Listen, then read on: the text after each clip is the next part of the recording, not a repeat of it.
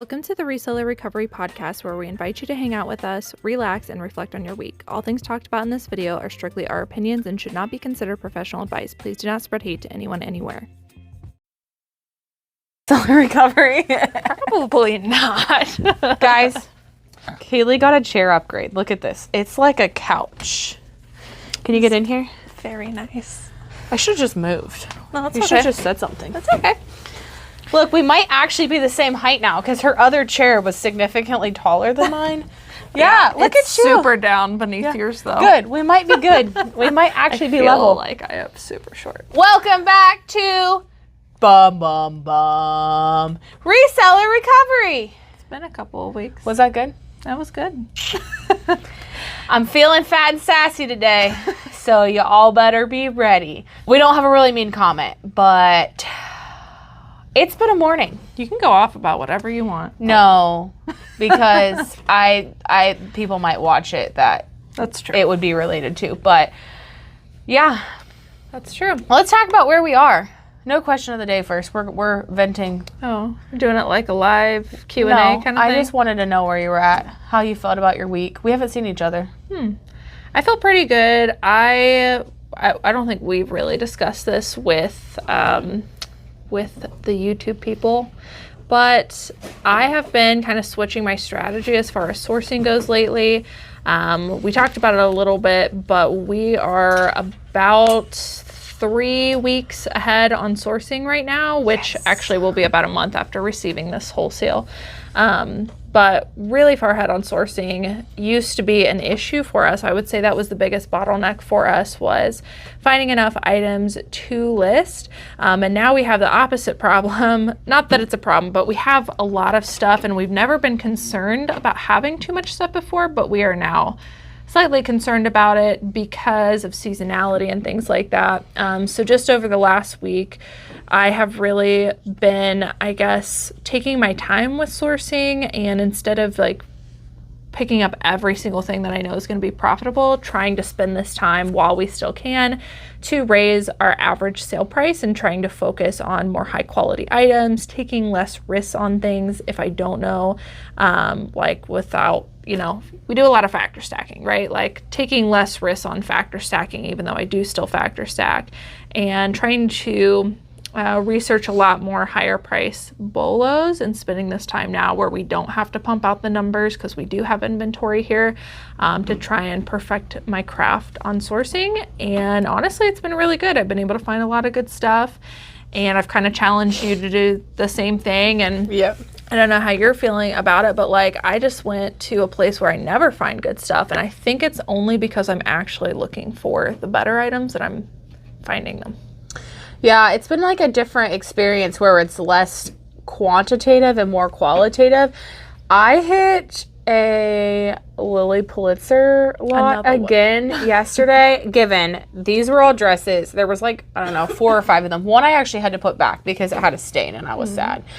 But I found quite a few, so I was pretty excited about that. And I find that like I'm enjoying sourcing more. There's less hustle, more focus on just like actually enjoying it and really appreciating it and finding like the better items. And I'm really looking for more of like the wacky rare stuff, where I feel like before I was just focusing on what can I get. Now it's been more leisurely. And in theory, I mean, we're bringing back roughly the same amount of value. We're just not having to list as much stuff to get to that value, which is the goal anyway. So lately I've been working on increasing average sale price and just getting things pumped up here at the office. And I feel like we're in a really good place. Yeah. We do have something new coming up, but I don't think that we should share it in this video. But just so you guys know, we have something big, a big change coming that you guys will see over the next couple of weeks. You can take your guesses. If you're on YouTube, take your guesses down below in the comments. What is a big change that is about to happen here? Because we are about to change something pretty substantial up. Question of the day. She's like, I'm not doing it again. I hate change, but I am working through it. It's fine. That's what we're going to say. It's fine. It'll be good. I feel better about it now. Good. All right, question of the day. Question of the day. What is the most profitable thing that you can do in your business? And by the way, Nikki didn't know what the question of the day was, so she will be answering this off the cusp later on today. Most times we do these reseller recoveries, I literally get this right before she pushes the start button. So I generally don't know what the main comment is. I don't know what what the question of the day is. So yeah, y'all get the pretty raw version of just how my mind works. I hope you enjoy it. We'll be thinking about it. What is the most profitable thing that you can do in your business? There's no right or wrong answers, but we'll go through that at the end of today's episode. I'm excited. Yeah. I wish I'd have brought a pen. Want to go get one? Nope, that's fine. I was just thinking I have some thoughts, but you know how I am. If I don't write it down. Oh, girl, you're the best. If I don't write it down, I'll forget. So I'm going to write this on here. And my thoughts. You go ahead and... Oh, it's my turn. I can't start writing my answers. Okay. Motivational quote of the day. I told you I'm feeling fat and sassy today. So this hit me, and I liked it. So... Stay away from those people who try to disparage your ambitions. Small minds will always do that, but great minds will give you a feeling that you can become great too. Mark Twain. Which I really liked that. It's good. Let me tell you why. Okay. Drink my water here. You probably don't Prepare. want to. You better swallow it so you don't get your phone wet. Okay. I think it's really important. I could add this too, things that you can do to make your life in your business more profitable. Cut the negativity out of your life. We're not going to go into those weeds, but big one. I'm a firm believer that if you surround yourself with the right people, you're going to, I guess, have the right mentality. And when you have the right mentality and you've got that positive thinking, you're in a grind with other people. It's a lot easier to stay with it. I always refer to things as like diets. I probably shouldn't because I'm probably setting myself up for more mean comments, but whatever. I would rather like diet with a bunch of other people than I would to do it by myself. I'd rather go to the gym with a bunch of other people than go by myself. Like I find it so much easier to stay with the grain and kind of go with the flow, the river of esque, I guess, and just keep going it when there's other similar minded people around you. When you're surrounded by either bad resellers, people who are telling you that you could just like have fun and not work and trying to, I guess, encourage you to either step away from your business or not try as hard or giving you tips that are just not working, I think it makes it really easy for you to say, well, they did it, so it's fine when it's not fine. Yeah, peer pressure. And just going with the crowd. We got too much of that, not just reselling wise, but like in personal the world, life. In the world today. Like people just go with whatever everyone else is doing or saying, and there's really no like think through about it to understand why you're agreeing or disagreeing with things. And I think if we really took a step back, we'd have some different opinions, but that should be a whole nother podcast, not related to reselling. But no, I love that quote. I totally agree with it. And I found myself, I guess, in the similar position where I've told you guys a lot, but like I stopped watching a lot of reseller content on YouTube, and the only reseller content that I really watch now are people that are better than me at something. The only way to learn is to surround yourself with ideas and people who are, like she said, like-minded and, at the same level as you or slightly above you to help you get there. But when you are watching people that aren't on the same business plan that you are, don't have the same values and mindset and goals, they can really drag you down. And that's why I don't watch a lot of reseller content. Yeah, surround yourself with the good stuff, good people, good stuff, good learning, positive, motivated. Yeah, can't go wrong. Make it happen. Let's talk about what's new in the reseller world. I actually didn't have a lot, probably because I don't watch a lot of YouTube, but I did see some like topics coming to the surface a lot over the last couple of weeks. A lot of it was that sales were up and down, which we kind of talked about the last episode. Summer slowdown is coming. We've been experiencing a lot of really slow sales days and even sales weeks, but it always seems like the following week is like a really great one to even it out. And typically around holidays, it's always slow. And I think that's just because people are out doing stuff, they're not shopping online. I think that's why summer in general is slow, because more people are outside, less couch potatoes, Yeah. You know what I mean? Like, seasonality gets good. You go outside, you play sports, you go on hikes, you have the chance to do it. Winter, you're just home. Holidays, you're home or visiting with somebody. You're not just sitting on your computer. Right. Yeah. So definitely keep that in mind as we move towards June and July are typically my slowest months. I know we've got that question a lot in the comments. June and July are typically our slowest. It takes a long time to learn how to pivot that, but I think over time we've learned some great strategies. And focusing on seasonality, being ahead of a season is really important. And so that's where we're going to focus. And also, while we have downtime, doing things like making any corrections or changes that we need during the summer in the business.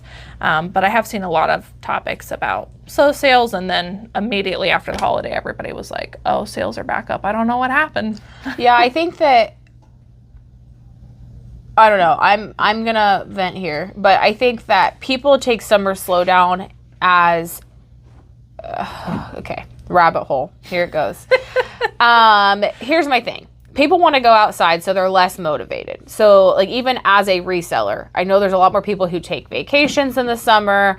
They don't want to be inside as much. They want to, like, I don't know, go do fun things, go take trips with their friends. They might go to the thrift store, but they're like, I'm not really in it. Like, I struggle with that. You get it real hot, and I'm, like, half asleep. Like, it is a mentality change as well. Like, think about going out for lunch in the summer, right? So we go out, we've been packing our lunches, we go to a nice place, we sit and picnic. I'm more likely to sit there for an hour, a whole hour for lunch.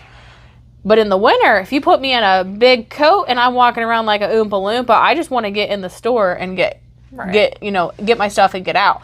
So I think that plays into it as well. And then you also think about, not on the reselling side, people, are buying less, so your sales are less, so it takes you less time to ship. People don't, I think about getting ahead. You kind of talked about that, like ways that you can strategize to combat that. One of ours was listing more. List more. So putting in more effort, which, again, sucks if you just want to be outside because it's nice. And then also, people, I think, take it as a free space. This is my time to relax.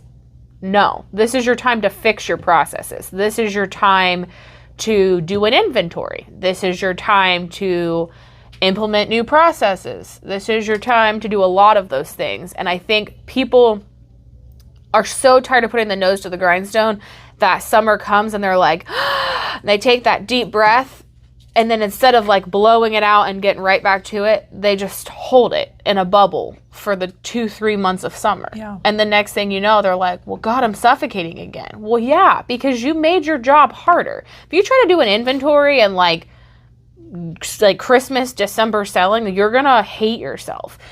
You have the perfect... Why are you looking at you laughing? You would. I was thinking, what would that look like for us doing an inventory during Christmas? I'm like thinking, oh, God. I see the little smirk on your face, and I'm like, what is she thinking? I'm just like, stuff would be selling as you're trying to like count it. Yeah. And it's horrible. Just a mess. And people are honestly just so lazy. Yeah. Like, I get it.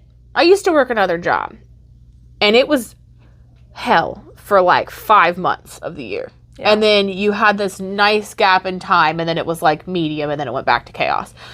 And it was summer. That was the best time. And I remember thinking, like, we get the same amount of hours in torture as what we do when there's nothing going on. We're going to just sit and do nothing. Like, this is our relief. I get the mentality. But also, like, we were just screwing ourselves for the rest of the year. Like, we could have been ordering product ahead of time. We could have been organizing better. We could have been setting display plans. Like, there's so many different options, so many things we could have been doing. For your reselling business, make new processes, evaluate efficiencies, do a whole inventory, whole thing. I don't have people don't do inventory. That's a whole other show. We can go into that in another podcast. But there's just a lot of things I think people should be doing during that summer slowdown. Yeah, absolutely. Including listing more. Work harder. It's not just the buyers. It's definitely mentality of ourselves too. Yeah, for sure. Sorry. You're good. That was a good discussion. Other things that I've seen are just more on Posh promoted listings in beta. We decided not to try it. I know a lot of people wanted us to. Some people are like, don't bother if you're not into it. To be honest, we just kind of forgot about it, if I'm being honest. But we did not try the promoted listings to kind of test it out. But you guys did, and an overwhelming majority of people, I think there was only like 1 or 2 comment that I got that was a positive response to trying it out. But an overwhelming majority of you guys in the comments said, I tried it out. It's ridiculous. It takes so much money and I'm not seeing more sales, was what I learned from you guys' comments about it. So we'll continue to keep an eye on that and listen to what you guys have to say. And as they start to roll it out to new users, it'd be interesting to know what people are saying about it and if their sales are going up. And then the last thing I've seen circulating is I don't know if it's new or if I'm just now hearing about it, but I think it's a new platform called Jamble. And it is a live selling platform similar to Whatnot, which you kind of expect to happen, right? Like Whatnot started, then Posh Shows started. Like you see this wave of things, of all of these platforms trying to do this. So you kind of assume, there's going to be a lot of new platforms trying to do live selling.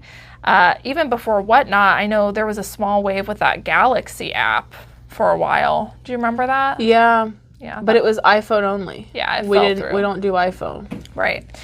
So there's just been a big wave in the last year of live selling. And if you guys think it's going away, it is not going away. In fact, I'm sure at some point, there's going to be something new that we've never even thought of. And you do have to keep up with the times, not saying that you have to be on these apps or you have to be live selling, but you need to be aware of them. You need to understand how they work.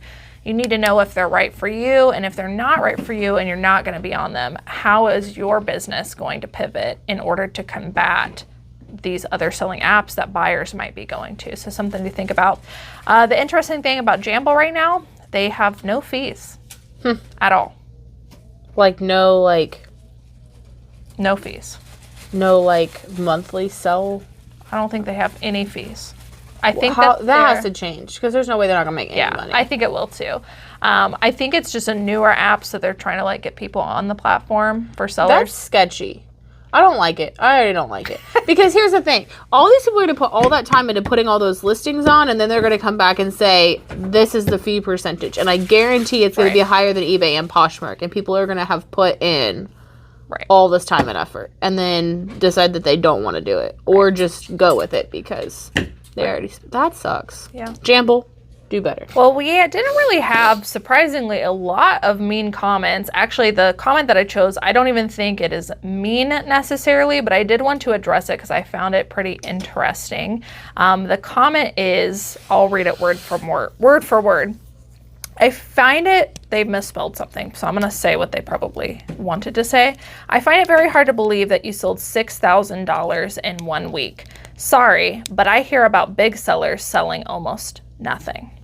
Cayley says, hearing and knowing are very different things. You can check a seller's sold listings if you want to see proof on how much someone is selling. What are your initial thoughts on their comment?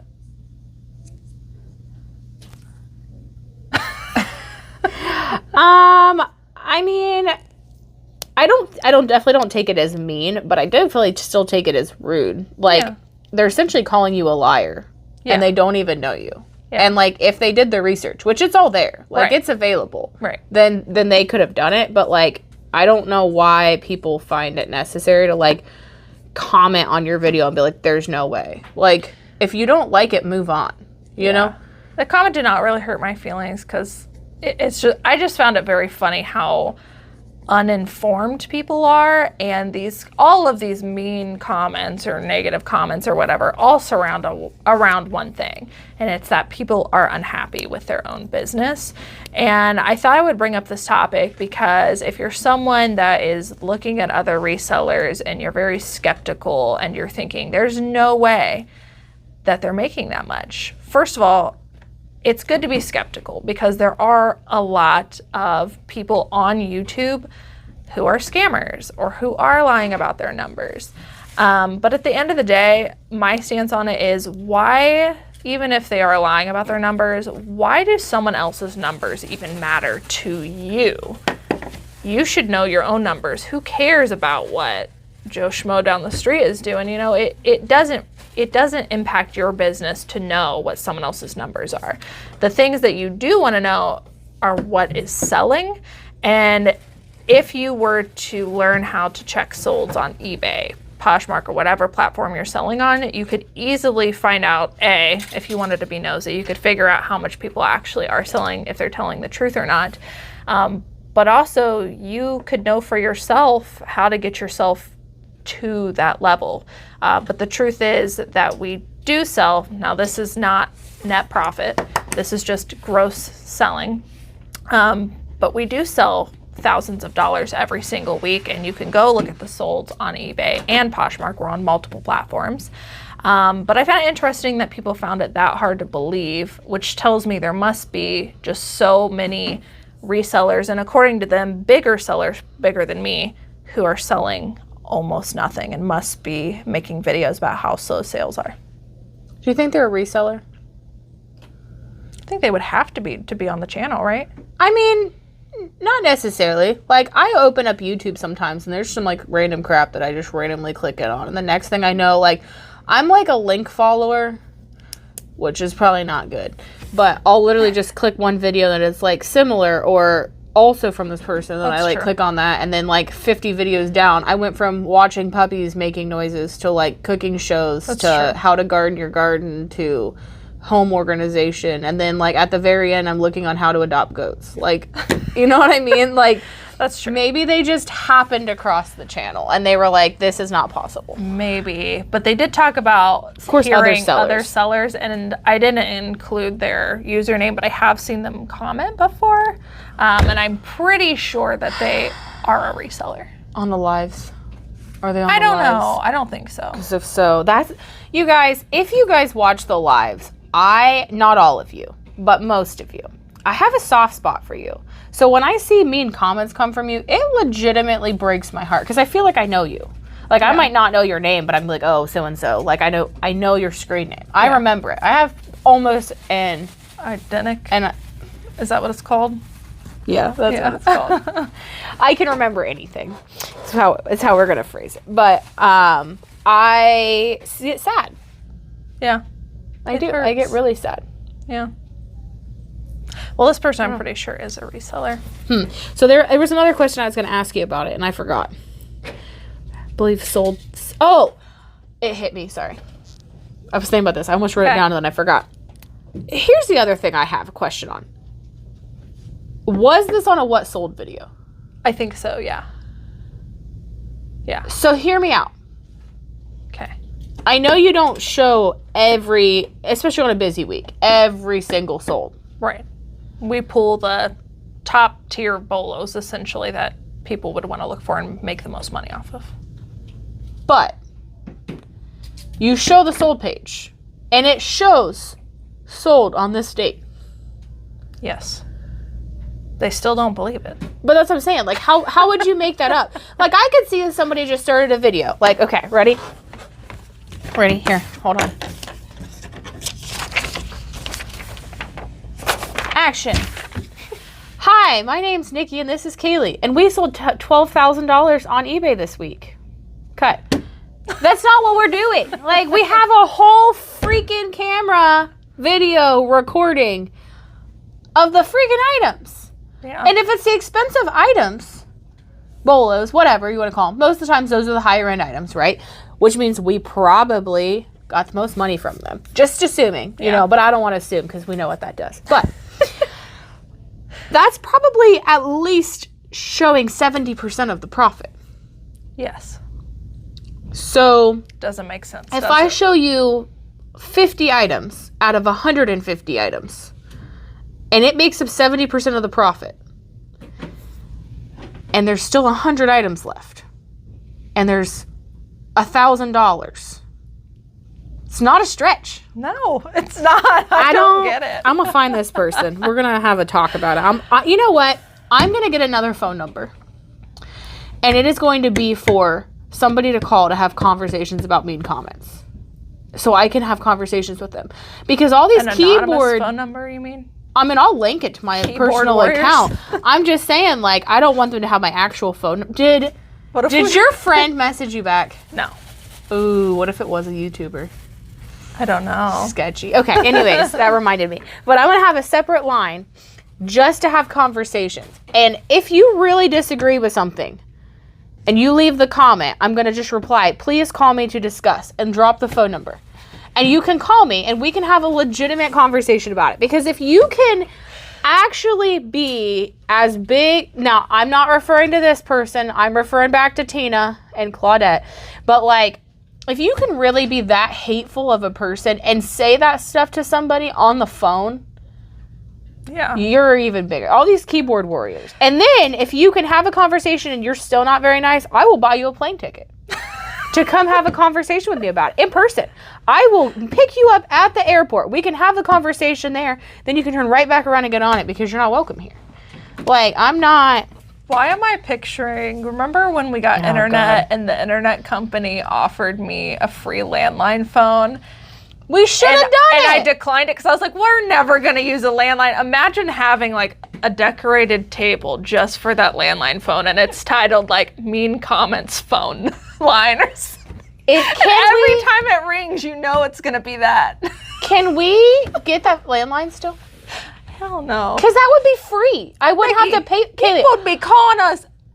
You think it would stop with mean comments? Every single one of these people would be calling us every day. There'd be a wait list. That's fine. I will spend 15 minutes. I get here about an hour before everybody else. I will spend 15 minutes every morning returning a phone call. It might take me all year. Priority goes to podcast. Mean comments first.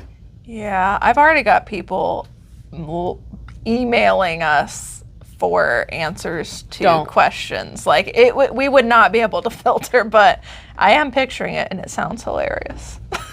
And we can have a disclaimer. You know how like if you call your doctor's office, it says if this is an emergency, please call 911. Ours can say, what? Why are you laughing? I can picture this whole thing. Instead of us saying if it's an emergency, call 911, ours will say, this notice is, no, back up. Like when you're calling somebody and they're like, we're just letting you know that this phone call could be recorded for quality and something purposes. That's going to be what ours is going to say. This call is going to be recorded for YouTube. And then we can just insert the conversation. Although you'd have to listen to the video because I guarantee if I get mad enough, there's going to be bad words in there that I'll forget about. But we should do it. Guys, what do you think? You think we should do it? Yeah, what do you think? You want to have a phone ringing 24/7 while you're trying to work? You can turn the brain We are off. not doing that. I'm putting my foot down. Okay. We would have calls on calls on calls. I'm going to say this. If we get 1,000 comments that say 1,000. No. Still no. Absolutely I'm saying not. yes. We will get no work done. Listen. You can give them your personal phone number. No, I will buy another line before I do that. I will buy it myself. Then do it. We ain't putting one here. There is no way. I'm going to leave my We other would cell not phone get here. anything done. You will if you turn it on silent. Nobody would hear I it. think you are underestimating the amount of people that would call. Not just that. Think about all the prank phone calls. That'd be all right. I don't know. Maybe it's not a good idea. Only because Powerpuff Girls? You know how they're fun. They have the Blinks fun. and the flash. Yeah. I just feel like people might see a version of me they don't want to see. Yeah. That might I don't not know be that good. YouTube's ready for that. No. This is still very... Plus, we know that these people aren't actually going to call. They like you said, they're keyboard warriors. They sit behind a computer. They wouldn't actually take the effort because they don't even take the effort to look at solo. Do you think they're going to take the effort to pick up a phone, dial it, and call you and have a conversation? Probably not. I'm going to bench that thought. But it does sound like something I would still be potentially interested in doing. I just wish I had a way to filter it. Yes. You know? If you would like to, if you're someone that's like, I 100% disagree with X, Y, and Z, and you feel so strongly about it, you want to come on my channel, we will pre-record, not live, because I don't know what people are going to say and they can be crazy, but we will record a video and we can publish it and people can hear your version of things and we can talk through things and it'll be a change my mind series. You can try to change my mind. Yes. Okay. Fair negotiation. I'm Deal? not shaking until I know what we're That was what I was saying. We won't do the phone, but we can do the random videos. Oh, yeah. And what would you call it? Change my mind. Although that guy's in a lot of trouble right now. So we should probably call it something else. The conservatives are ticked with him. Oh. We should pick something else. You know what? This culture's so offendable. Like, they are. You used to get offended before somebody would slap you and tell you to suck it up. That's what this world needs. People need to set boundaries. I can't say other things, what I was going to say. So we can't say change my mind. What are we going to call it? Let's call it... Oh, I think that's my mammal. Oh. What were we talking about? Mammal came, so... Mammal stopped the podcast and went and had lunch with her. But we're back and we're going to pretend like... Nothing changed. Yeah, nothing changed. So we were just talking about bringing people who disagreed with the channel on. And what did we determine, or what did you determine we would call it? You said there was somebody who was changed my mind. Changed my mind, who had controversial crap. Yeah. So we wanted to stay away from Crowder. that. Yeah. Oh, that's who it is? Yeah.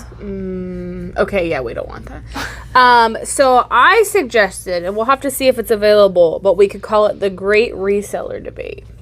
I just thought that was catchy. Not saying we're great, just saying, like, it would be cool. The debate would be good. Like a debate. Yeah. So if you want to, reach out, Instagram, email, comment, whatever. But here's the parameters. You have to be able to have a civil debate. It can't just be like screaming at each other. Like, I'm not going to put that on YouTube. She's not going to put that on YouTube. So it has to be constructive debate. Yes. No just arguing. Yeah. And I think it's great that if you can have an open conversation, I think it's great to debate things with people. Because even like here, I mean, if you think we both have the same opinion on everything, like it's not true. And it's good to talk through things because sometimes your mind is changed or you both change your mind or whatever and you're able to come to an agreement together. And sometimes you don't. And sometimes it's fine to have a differing opinion. I feel like a lot of people watching my channel, not everybody's going to follow the same model that we do, but you can still take something away from it. Yeah. I like it. Sold. Back to the question of the day, which is, what is the most profitable thing that you can do in your business? I left this question kind of vague. Yeah. Because I was curious to know what you guys' thoughts were. So if you're on YouTube, drop a comment down below. Answer it, just whatever pops to mind. I know what popped into mind when I thought about it. So I'll share that with you, but I'm going to go with you first. Oh, God. Okay, so I was thinking most profitable. And I was trying to think of what thing, my first mentality, just so you know how I worked through it, was what makes you the least profitable. Okay. That's kind of how my mind worked. Is like, what would I see as your biggest flaws in your business that could make you tank your business? I was thinking efficiency. So I'm thinking about all the people who spend, nothing against those people, but spend like hours longer doing tasks than what they should. I put positivity / motivation. So I'm thinking that tanks your business if you don't have the want, especially for self-employed, right? If you're self-employed, the biggest make it or break it is like you holding yourself accountable, making yourself get up and do things. And then I put like quality of your items, so in multiple facets. So just like everyday streamlined, I think if you keep buying improper items or items you shouldn't buy, either you're buying them and spending the money, you're getting them back and going to photograph them and then toss them, so you're losing money, or you're photographing them but taking a loss and now you're wasting the time depending on how much you're getting out of it in that aspect. Or if you get them all the way through and you don't think about it and you don't include it in your listings, you could be selling that to the customer that you're shipping and now you have to refund. Or step 4, you sell it, the buyer doesn't want to refund it, they just file a case with eBay, you keep getting dings on your account and eventually get your account shut down. That's where my mindset went. Sir, what do you think, what is the most profitable thing you can do for your business? So if you have to pick one, those are all great points and I agree with you. I think those are the 3 things you said are like the biggest downfalls. So in reverse of that, can I just do an encompassing? Yes. Encompassing would be do everything right the first time from the very beginning. I like it. Because that's kind of where I was going with all that. Okay. Yeah. Do everything like make a plan and constantly evaluate the plan. Okay. and actually follow through. Okay, I like it. It is interesting because my mind went immediately to tasks, like which task is going to be the most profitable thing I could do. I think a lot of people think, when they hear this question, they think listing. If I just list more, I'll be more profitable. So they focus on increasing their amount of listings. I think the most profitable thing that you can do for your business is figure out how to properly source profitable items, because I think everything starts when we start talking about tasks. Because I agree, you got to get the mindset, like you got to put yourself in a good place. But as far as task wise goes, like it all starts with sourcing, in my opinion, because as soon as you decide to pick up an item that you didn't do the research on, or it doesn't align with your business model, soon as you decide to pick an item up, like you're already in the hole, because you're not going to be profitable. It doesn't fit with your business model. You're going to spend all the time listing the item for it to never sell, or it might end up selling for $2 to $5 and then you break even. But you spent all of that and all that time invested into it when you should have really just never picked it up in the first place. So I think for me, the most profitable thing that you can do for your business is figure out how to source correctly.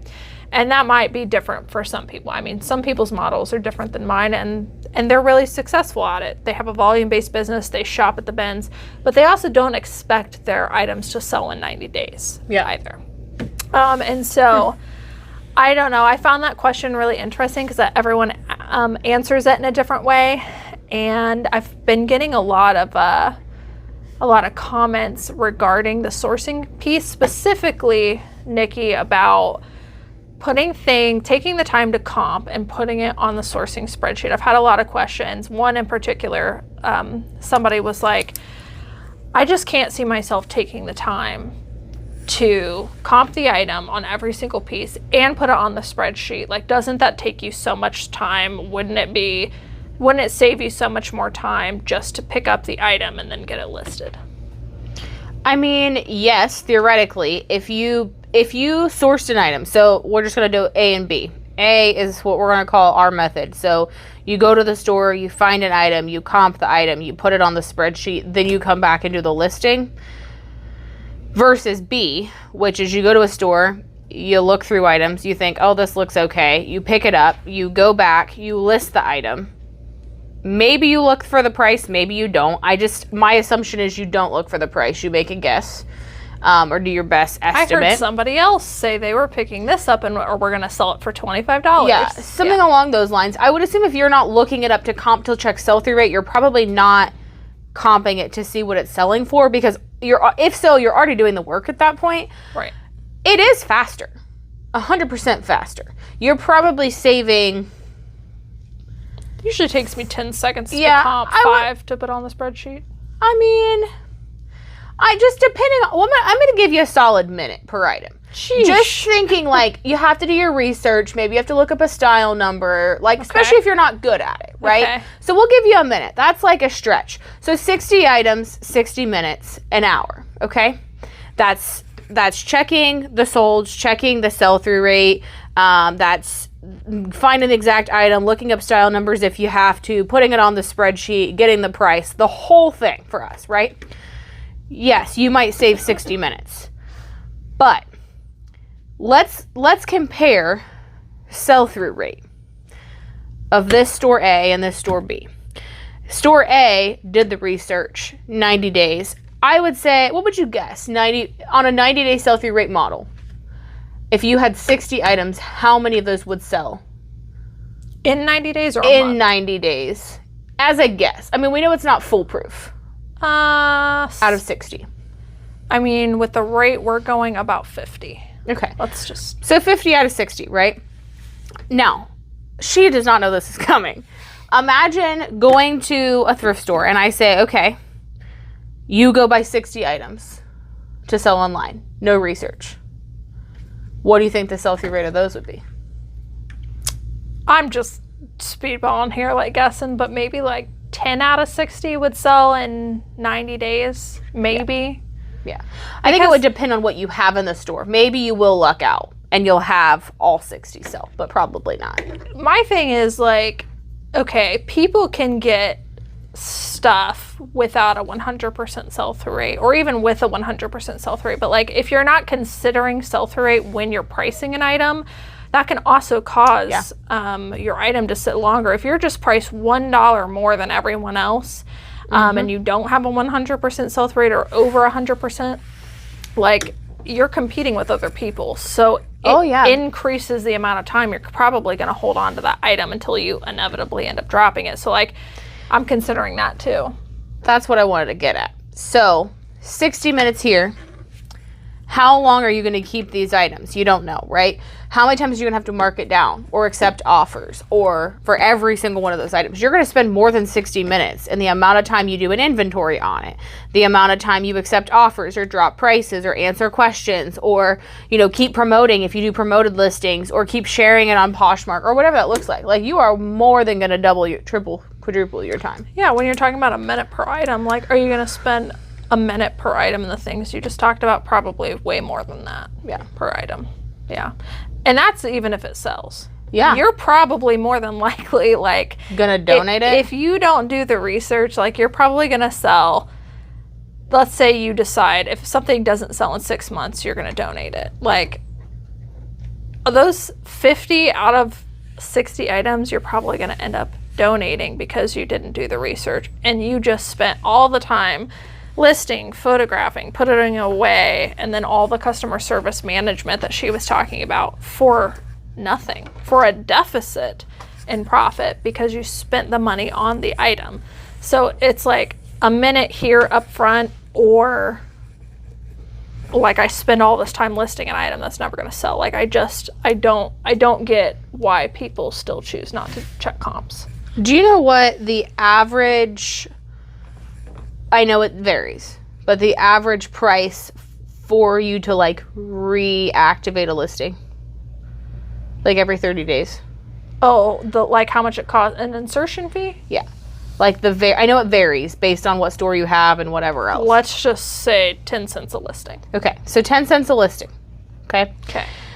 60 minutes, 60 items. What, for our area, what would you, let's just say minimum wage, okay? Let's just flat right. We'll say $10, right? So for 1 hour, it's going to cost you $10 of your own profit, right? Your own time. That's what you'd pay yourself if you were in Ohio and you paid minimum wage. I know it's slightly over that, but we're doing quick math, right?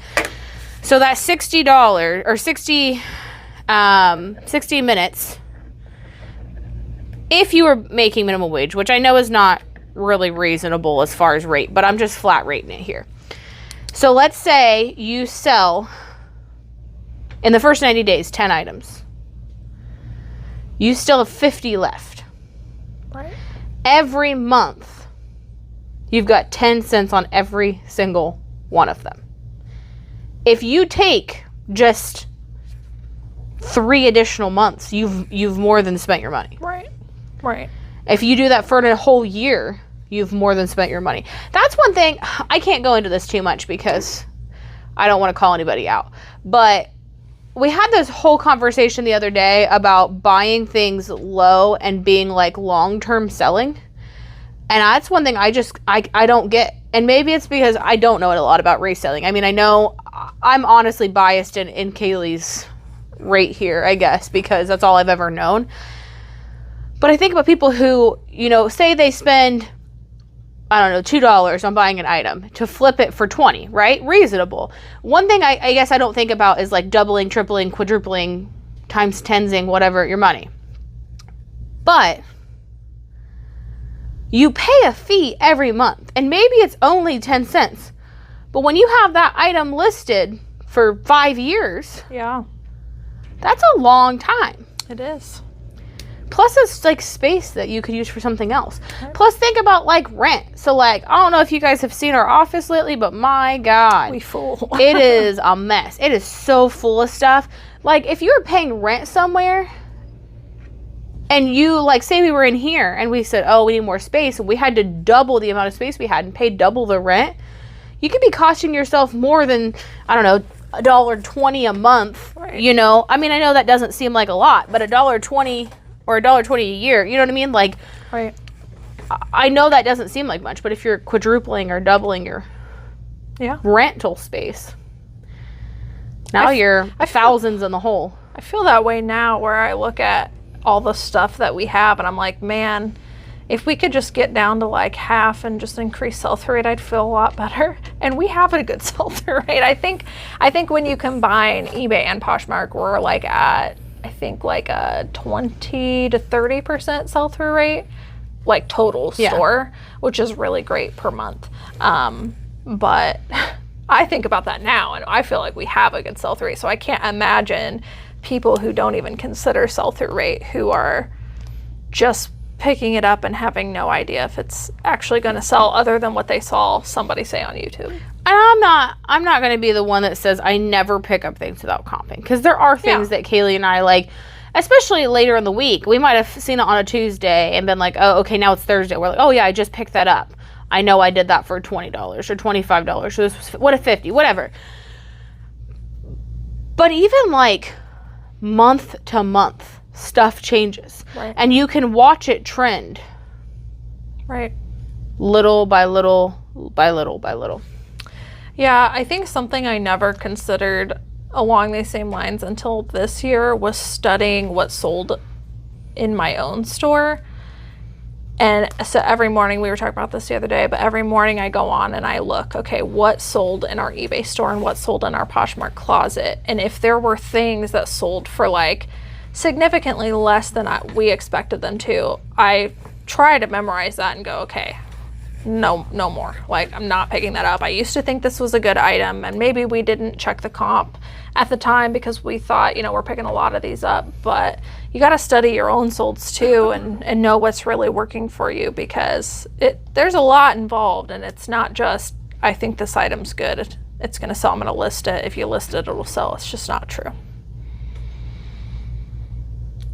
We're going to go through our closet today and end a bunch of stuff. And I'm going to spend some time looking through that, as well as the girls, and kind of evaluating, like, what did we pick up? Why do we think it didn't sell? Be good. So we know these are things we shouldn't pick up. Yeah. We'll let you guys know how that goes. You got anything else before I end it? No, I think that's it. All right. Well, thanks for joining us today for this episode of Reseller Recovery. I had a good time and really good discussions. Drop a comment down below if you're on YouTube. What do you think is the most profitable thing that you can do in your business? Because we'd be curious to hear. Until next time, we will see you guys on the next one. Bye. Bye.